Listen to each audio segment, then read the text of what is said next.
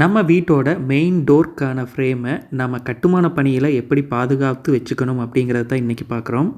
பொதுவாக நம்ம வீட்டோட இன்னர் பிளாஸ்டரிங்கில் நம்ம ஸ்டார்ட் பண்ணுறதுக்கு முன்கூட்டியே இந்த மெயின் டோர்க்கான ஃப்ரேமை பூஜை போட்டு நம்ம நிலைநிறுத்துகிற வழக்கம் உண்டு. பிளாஸ்டரிங்கை ஸ்டார்ட் பண்ணுறதுக்கு முன்னாடி அதற்கு தேவையான ஸ்கஃபோல்டிங்க்கான முட்டு, பலகை இதெல்லாமே நாம் இந்த மெயின் டோர் வழியாக தான் நம்ம உள்ளே கொண்டு போவோம்.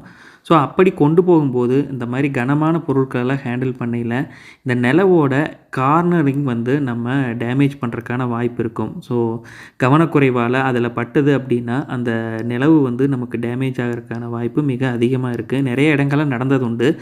ஸோ அதை ஓவர் கம் பண்ணுறதுக்கு தான் இந்த மாதிரி ப்ளைவுட்டில் நம்ம மேலே ஒரு கவரிங் மாதிரி நம்ம போட்டோம் அப்படின்னா மெயின் டோர் ஃப்ரேமை நம்ம பாதுகாத்துக்க முடியும்.